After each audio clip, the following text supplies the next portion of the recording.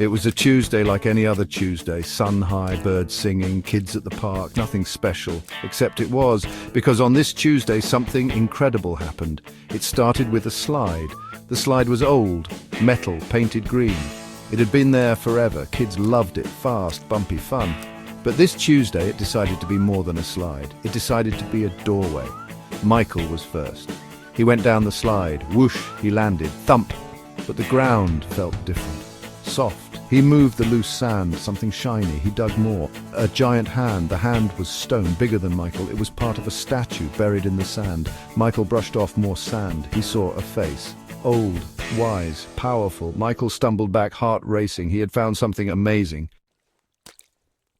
The news spread like wildfire.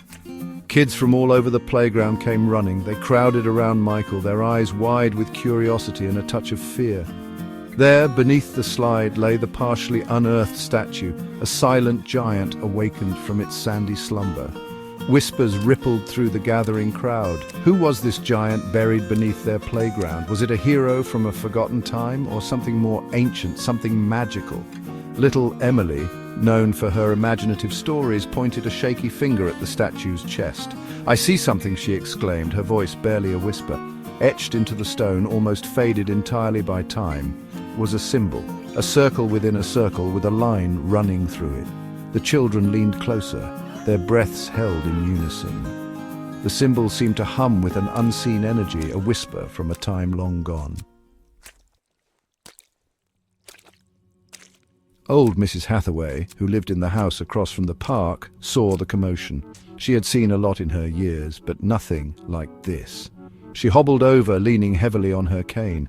"It's him," she gasped, her voice raspy with age. The children turned to her, their young faces a mixture of excitement and apprehension. "The Green Guardian," she continued, her eyes fixed on the statue. "He protected our town long ago." She told them tales passed down through generations, legends of a time when trees were taller, the sky bluer, and a powerful being, the Green Guardian, watched over their town. He was said to control nature, ensuring bountiful harvests and protecting them from harm. But time, as it always does, marched on. The town grew, memories faded, and the stories of the Green Guardian became just that, stories. Until now, the unearthing of the statue breathed life into those ancient tales, transforming them from myth into breathtaking reality. The town wasn't always a town. Once, long ago, it was a forest, trees older than time, animals talked, and in the very center, a clearing. That's where the Green Guardian lived. He wasn't a god, not really, more like a spirit, powerful, connected to the earth. He protected the forest and all who lived there.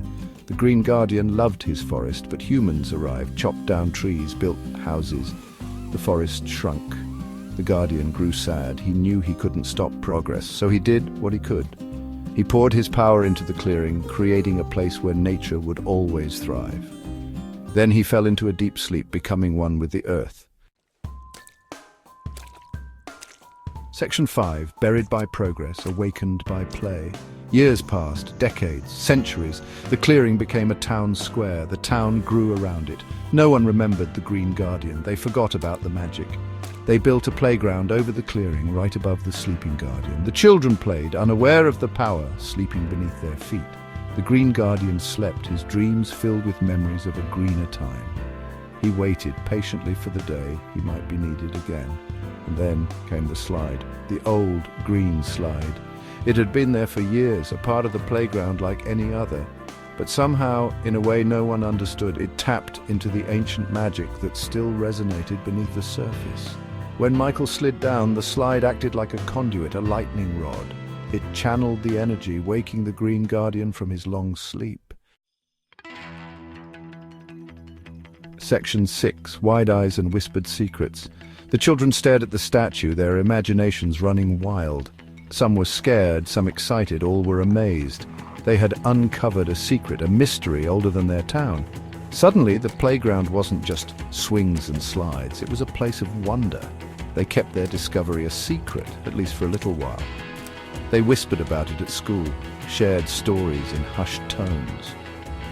The playground, once a place of ordinary fun, became a place of pilgrimage, a place where imagination ran wild. Every day after school, they would rush to the park, eager to uncover more of the statue. They dug carefully with their small hands, revealing more of the Green Guardian with each passing day.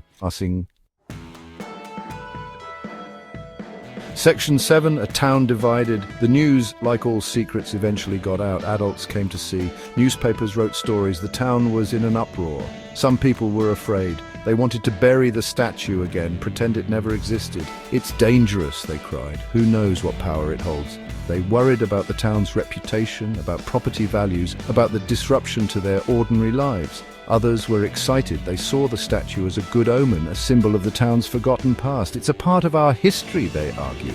We should preserve it, learn from it. They dreamed of attracting tourists, of putting their small town on the map. Section 8. A gift from the past, a promise for the future. The town held meetings, debates raged. The children, meanwhile, continued to visit the Green Guardian. They felt a connection to the statue, a sense of responsibility. They cleaned the sand and dirt off of it, decorated it with flowers, told it their secrets. And slowly, something magical began to happen. The playground around the statue started to change. The grass grew greener, the flowers bloomed brighter. The trees seemed to sway closer, as if drawn by an invisible force. The air felt cleaner, fresher. Even the most skeptical adults had to admit something extraordinary was happening. The Green Guardian, it seemed, was sharing his power, reminding them of the magic that had been forgotten, the connection to nature that had been lost. Section 9. The Playground of Legends. In the end, the town decided to keep the Green Guardian. They built a fence around the statue, turned the playground into a park. They called it Guardian Park, a place where people could come and remember the old stories, the forgotten magic. The children continued to play at the foot of the statue, their laughter echoing through the park. They knew the Green Guardian was watching over them, protecting them, just like he had protected the forest all those years ago.